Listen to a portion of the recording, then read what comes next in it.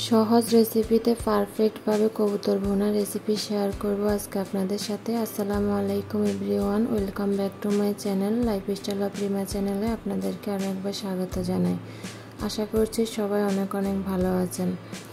কবুতর ভুনা করার জন্য আমি এখানে একটা কড়াই বসিয়ে দিয়েছি। কড়াইয়ের মধ্যে দিয়েছি পরিমাণ মতো সরিষার তেল। সরিষার তেল গরম হয়ে আসলে আমি এখানে দিয়ে দিব কিছুটা আস্ত মশলা, তেজপাতা, দারুচিনি, এলাচ।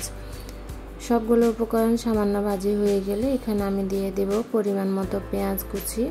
পেঁয়াজ কুচিটা আমি একটু বেশি পরিমাণে দিয়েছি, যেহেতু কবুতর ভুনা করব। কবুতর ভুনার সাথে পেঁয়াজ কুচিটা বেশি হলে ভালো লাগে। পেঁয়াজটা ভালো করে ভাজি হয়ে গেলে আমি এখানে দিয়ে দেব 1.5 চামচ আদা বাটা, 2 চামচ রসুন বাটা। এখন মশলাগুলোকে আমি ভালো করে ভেজে নিচ্ছি কাঁচা গন্ধটা চলে যাওয়া পর্যন্ত। পেঁয়াজ, রসুন, আদা ভালো করে ভাজি হয়ে গেলে এখানে আমি দিয়ে দিব পরিমাণ মতো লবণ, দিয়ে দিব 1 চামচ লাল মরিচের গুঁড়া, দিয়ে দিব 1/2 চামচ হলুদের গুঁড়া, দিয়ে দিব 1/2 চামচ গরম মশলার গুঁড়া, দিয়ে দিব 1/2 চামচ জিরার গুঁড়া। এখন সবগুলো উপকরণ ভালো করে পেঁয়াজ রসুনের সাথে মিশিয়ে নিচ্ছি। ভালো করে মশলাগুলো কষাতে হবে। আমি সরিষার তেলে রান্না করছি কবুতর। সরিষার তেলের রান্না অন্য একটা টেস্ট আসে। আমি এখন মশলাগুলো ভালো করে কষিয়ে নিচ্ছি কাঁচা গন্ধটা চলে যাওয়া পর্যন্ত। মশলাগুলো ভালো করে কষানো হয়ে গেছে, তেল ছেড়ে দিছে। এখন আমি আগে থেকে কেটে ধুয়ে রাখা কবুতরের মাংসগুলো দিয়ে দিলাম। এখন আমি নেড়েচেড়ে মশলার সাথে ভালো করে মাংসগুলোকে মিশিয়ে নিচ্ছি। ভালো করে নেড়েচেড়ে আমি এটাকে কষিয়ে নেব। তেল ছেড়ে দেওয়া পর্যন্ত এটাকে আমি কষাবো ভালো করে, পানি দেব না। এখন ভালো করে কষানো হয়ে গেছে, পানি ছেড়ে দিছে। এখন আমি এখানে দিয়ে দিলাম কিছুটা পেঁয়াজ কুচি। পেঁয়াজ কুচিটা দিয়ে আমি কিছুক্ষণ এটাকে ঢেকে রাখবো। কবুতরের মাংস কষানোর সময় এভাবে একটু কাঁচা পেঁয়াজ দিয়ে দিবেন, তাহলে মাংসের স্বাদ একটু অন্যরকম পাবেন।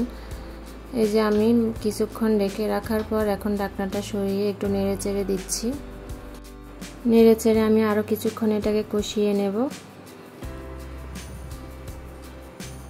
ভালো করে মাংসগুলোকে কিন্তু কষাতে হবে, না হলে পারফেক্ট স্বাদ আসবে না। এখন আমি এখানে দিয়ে দিলাম আস্ত 3টা কাঁচামরিচ।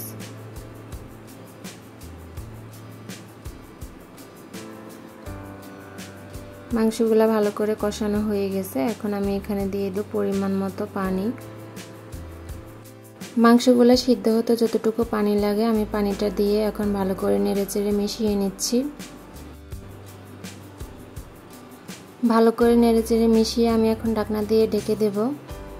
এটাকে রান্না করব আমি 20 থেকে 30 মিনিট। 30 মিনিট পর মাংসটার কালার দেখেন, মাশাআল্লাহ মাংসটা একদমই রান্না হয়ে গেছে। এখন আমি আরেকটু নেড়েচেড়ে দিচ্ছি।